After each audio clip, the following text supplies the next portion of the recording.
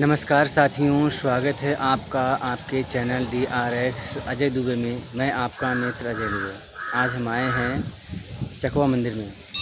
शनि देव का मंदिर है, आइए आपको दर्शन कराते हैं।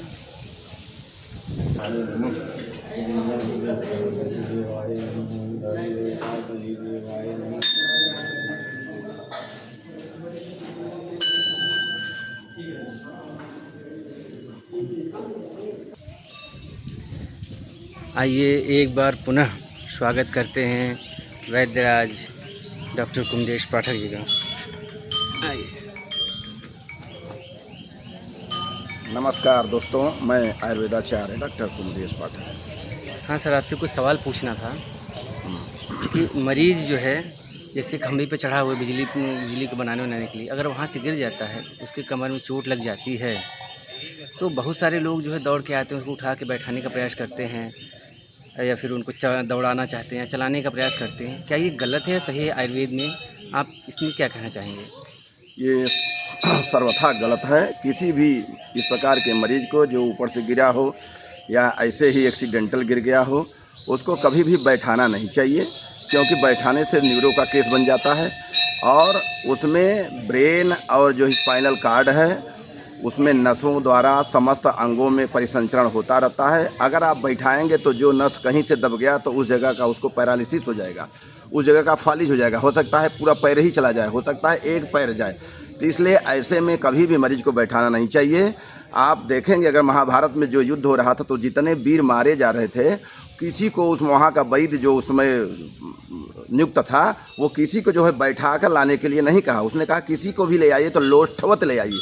लोष्ठवत का मतलब होता है कि डंडे की तरह लिटा करके, यानी आज के समक्ष अगर आप तुलना करेंगे तो स्ट्रेचर पर मरीज को लिटा के ले आइए। ऐसे मरीज को कभी भी बैठाना नहीं चाहिए, क्योंकि समस्त शरीरों का संचालन आपके उत्तम अंग जो ब्रेन है उसके द्वारा जो हाइपोथैलेमस है वहाँ से संचालित होता है। तो अगर आप बैठा देंगे तो उससे संबंधित नस दब जाएगा तो वहाँ का उसको फालिज हो जाएगा। इसके लिए हमारे आयुर्वेद में लिखा कि प्राणा प्राणभित्तानाम यत्राश्रिता सर्वेन्द्रियाणि च यदुत्तमांग मंगानाम शिरसि तद विधीयते। इसलिए यह अंगों में उत्तम अंग है, इसके द्वारा पूरा जो है संचालन होता है, सभी इंद्रियों का संचालन होता है। लव सेंटर है, थॉट सेंटर है, इमोशन सेंटर है, सर्कुलेटरी सिस्टम है, शरीर का जितना सिस्टम है सारा का सारा सिस्टम आपके इसे ब्रेन में है। इसलिए वहाँ से संचालन है तो लेटा के ले आइए, क्योंकि ब्रेन और स्पाइनल कार्ड ही सबसे पहले गर्भावस्था में निर्माण होता है। इसलिए किसी भी मरीज को जो है इस प्रकार से बैठाना नहीं चाहिए और कोई भी हरकत नहीं करना चाहिए, उसको विधिवत लेटा के ले आइए, ऐसा मेरा आयुर्वेद कहता है।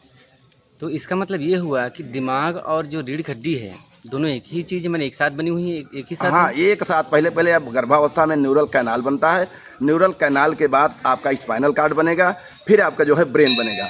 सो सर्वप्रथम इसी का निर्माण हो रहा है, इसलिए इसको बहुत बचाना बहुत जरूरी है और यहीं से सबका संचालन है। सबसे बड़ी बात है सर्वेन्द्रियाणि च प्राणा प्राणभित्तानाम यत्राश्रिता सर्वेन्द्रियाणि च। यहाँ पे सभी इंद्रियों का आश्रय है, यहीं से संचालन है। तो कोई भी नस दबने न पाए तो आप उसे लेटा के ले जाएंगे तो नहीं दबेगा। इस तरह से जो है लेटाना ही श्रेयस्कर है, उचित है। अच्छा ये बताइए, जैसे किसी मरीज को अगर बार बार मिर्गी आ रही हो तो इसमें क्या सावधानी बरतनी चाहिए और इसमें क्या करना चाहिए? जी, अगर किसी व्यक्ति को मिर्गी आ रहा है तो उसमें आप घबराएं ना, उसे तुरंत करवट कर दें, चाहे बाएं करवट कर दें चाहे दाहिने करवट कर दें, और उसके मुंह में कोई कपड़ा डाल दें जिससे कि उसके द्वारा जो है जीभ न कट पाए। नहीं तो जीभ कटने से उसका बहुत खून खराब हो जाएगा और आप सीधा लेटाए रहेंगे तो उसका लार उसके जो है लंग में चला जाएगा। जब लंग में जाएगा तो उसका सांस बंद हो सकता है। तो ऐसे मरीजों को घबराएं ना, दौरा अपने समय पर चला जाएगा, एक निश्चित समय होता है। ये दौरा कई बार आता है दिन भर में, लेकिन हमेशा आप उसे करवट कर दें, ये मेरा आयुर्वेद कहता है। अच्छा ये बताइए, जैसे जो आजकल एक्सीडेंट होते हैं कार से या फिर और किसी गाड़ियों से जो एक्सीडेंट हो जाते हैं, उसमें जो सर में चोट लग जाती है तो उसमें अत्यधिक तेज जब चोट लग जाए तो उसमें क्या करना चाहिए अगर मरीज़ बेहोश हो गया है? हाँ, तो ऐसी स्थिति में उसको ये देखें कि ये मरीज़ जो है चेतना अवस्था में है कि अचेतन अवस्था में है। जिस भी अवस्था में है, पहले तो किसी भी नर्सिंग होम में जाइए तो वहाँ तुरंत मैनीटाल चढ़ाने लगते हैं। मैनीटाल चढ़ाने से जो है शरीर में जो है समस्या हो जाएगा, ब्रेन में एक्स्ट्राड्यूरल सबड्यूरल ये सब बन जाएगा। इसलिए उसको जो है हॉस्पिटलाइज कर लीजिए, आप जो है इप्सोलिन लगा दीजिए, बोबरान लगा दीजिए, उसके जितने भी चीज़ हैं आप कर दीजिए, लेकिन पानी और जो है मैनीटाल न लगाएं। उसको जो है विधिवत किसी न्यूरो सर्जन के पास या न्यूरो फिजिशियन के पास जो है रिफ़र कर देना चाहिए, क्योंकि ये सब केसें हायर सेंटर के हैं। छोटे मोटे जो है थोड़ा सा चिकित्सा करके छोटे डॉक्टरों को बिल्कुल हायर सेंटर पर न्यूरो डिपार्टमेंट रिफ़र करना चाहिए। ऐसा लोग लालच बस नहीं करते जिससे कि मरीज का काम बिगड़ जाता है। मतलब आपका इसमें कहना है कि मैनिटॉल पहले लगाना ही नहीं चाहिए? हाँ, किसी भी मरीज को मैनिटॉल हेड इंजरी में न लगाएं, इसलिए कि जब तक 4 घंटे बाद उसका सीटी स्कैन न हो जाए, अंदर की स्थिति आप न जान लें। मैनिटॉल लगाएंगे तो एक्स्ट्राड्यूरल बन जाएगा। एक्स्ट्राड्यूरल बन जाने से ब्रेन का जो न्यूरो सर्जन है उसको जो है तुरंत हेड खोलने में समस्या हो जाएगा। हो सकता है सिर खोलते खोलते वो मरीज मर जाए, उसका क्लॉटिंग निकाल नहीं पाएगा, उसका जो है एक्स्ट्रा फ्लूइड निकाल नहीं पाएगा। इसलिए मैनिटॉल न लगाएं, बाकी सारी चीज़ स्लोली कर सकते हैं। अच्छा, ये जो मरीज को मिर्गी के झटके आते हैं, इसका क्या क्या कारण हो सकता है? मिर्गी के झटकों के तमाम कारण हैं। जैसे बच्चों को आ रहा है तो समझ लीजिए कि पेट का कीड़ा आपके सिर में पहुंच गया, उस कीड़े के इस कारण जो है एक सिस्ट बन जाता है, जिस सिस्ट का नाम है NCC, न्यूरोसिस्टिक सर्कोसिस। इसके वजह से भी आता है, पर ये सीटी स्कैन में आएगा। फिर किसी के ब्लड में टॉक्सिसीमिया हो गया, उसके वजह से भी आ जाएगा।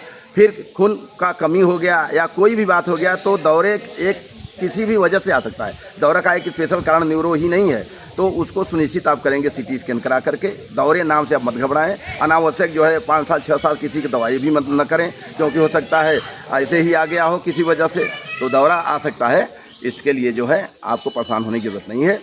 और ये सब सारे जो है केसेस जितने भी न्यूरो फिजिशियन और न्यूरो सर्जन के हैं, उनसे संपर्क के ही काम करें। मतलब ये पेट के कीड़े के कारण भी हो सकता है? पेट का कीड़ा जो है आपके ब्लड स्ट्रीम के द्वारा ब्रेन में पहुंच जाता है, वहां पे पहुंच करके वो NCC बनाता है। NCC का मतलब होता है न्यूरोसिस्टिक सर्कोसिस। उसमें जो है कोई नस दबता है, जिससे कि आपका न्यूरॉन्स जो है बिल्कुल स्टिमुलेट हो जाते हैं, बहुत तीव्रता से काम करने लगते हैं। उसके फलस्वरूप जो है दौरा आ जाता है। चोट में भी दौरा आ सकता है, उल्टी हो सकता है। तो दौरा नाम से आप मत घबराइए कि दौरे के कारण जो है अनावश्यक दवाएँ चलाएं, उसको पकड़िए किस वजह से दौरा आ रहा है। अच्छा, जैसे इस समय हो रहा है कि ब्रेन स्ट्रोक हो गया या किसी कारण से कोई व्यक्ति अगर कोमा में चला गया, तो लोग सोचते हैं कि उसका इलाज करने से अच्छा है कि आप घर में ही उसको सेवा करें, कि डॉक्टर के पास ले जाएं, कि कहाँ ले जाएं। इसमें क्या करना चाहिए? नहीं, ये उनका जो है गलत सोच है। अगर मरीज जो है कोमा में चला गया है तो भी आपको सुनिश्चित करना चाहिए कि कोमा में गया है कि नहीं गया है। और आप छोटे जगह सुनिश्चित नहीं कर पाएंगे, क्योंकि बेहोशी में भी वही लक्षण मिलता है, अनकॉन्शियसनेस में भी वही लक्षण मिलता है। हो सकता है 1-2 घंटे बाद होश में वो आ जाए और आप पहले ही कह दीजिए कि वो बेहोश में चला गया, तो आप ब्रह्मा नहीं हो। आप उसको ट्रॉमेटिक सेंटर पर ले जाइए, वहाँ पे उसका जो है चिकित्सा होगा, उसका जांच होगा, पता चलेगा कोमा में गया है, कहाँ भी गया है। और कोमा में गया हुआ मरीज बिना चिकित्सा के वापस आता ही नहीं। क्यों नहीं आता? कि मेरे आयुर्वेद में लिखा कि दोषेषु मद मूर्छाया कृतवेगेषु देहिनाम स्वयं में उपसाम्यन्ति संन्यासो नौषधरिमिना। कोई शराबी अगर शराब पिया हुआ है तो भी वो स्वतः ठीक हो सकता है। किसी को मूर्छा आ गया है वो भी ठीक हो सकता है, लेकिन कोमा में गया हुआ व्यक्ति कभी भी वापस नहीं आ सकता, क्योंकि उसमें वेंटिलेटर पर रखना जरूरी है, उसको ICU में रखना जरूरी है। इसलिए कोमा में गए हुए व्यक्ति को घर पर चिकित्सा नहीं करना चाहिए। अगर आपको न्यूरो सर्जन या न्यूरो फिजिशियन अलाउ कर देता है कि आप घर पर सेवा करिए तो आप करिए। और ऐसा भी केस देखने को मिला है कि 6-6 महीना कोमा में रहने के बाद भी मरीज वापस आ जाता है। इसलिए आप पहले ब्रह्मा मत बनो, उसको पकड़ो, उसको जानो, उसको ट्रॉमेटिक सेंटर पर भेजो, ये मेरा कथन है। मतलब कि उनको जो है पहले डॉक्टर दिखाने के बाद डॉक्टर जब कहे तभी जो हाँ, उसका स्पेशलिस्ट, उसका जो है स्पेशल न्यूरो फिजिशियन होता है, न्यूरो सर्जन होता है, वो जो कहेगा तो आप करिए। वो तब कहेगा कि भाई अब आप घर पर रख सकते हैं। जब तक नहीं रखने लाया है उसको वेंटिलेटर पर रखेगा, उसको जो है ICU में रखेगा। इस तरह से वो अपनी सारी सुविधा देगा। जब वो जान जाएगा कि अब यहाँ की ज़रूरत नहीं है तो आपको खुद कहेगा कि घर पर जाओ सेवा करो। उस सेवा के बीच ही आपको उपलब्धि कभी कभी हो जाता है, जैसा कि मेरा श्लोक बताया। क्या बताया? कि दोषेषु मद मूर्छाया कृतवेगेषु देहिनाम स्वयमेव उपसाम्यन्ति संन्यासो नौषधैर्विना। तो धन्यवाद दोस्तों, मैं आयुर्वेदाचार्य डॉक्टर कुमुदेव पाठक। अगर आपको किसी प्रकार का कमेंट पूछना हो, हमारे कमेंट बॉक्स में हमसे क्वेरी कर सकते हैं। धन्यवाद साथियों। आपका चैनल है DRX अजय दुबे। इसे जो है ज़्यादा से ज़्यादा शेयर करें, सब्सक्राइब करें और फॉलो करें। और अगर कोई कमेंट हो, तो कोई भी सवाल हो आपसे, डॉक्टर से पूछना हो किसी बारे में भी, तो अब डॉक्टर से आप पूछ करके तभी कोई निर्णय लें। आज के लिए सिर्फ इतना ही। आपका चैनल DRX अजय दुबे। धन्यवाद।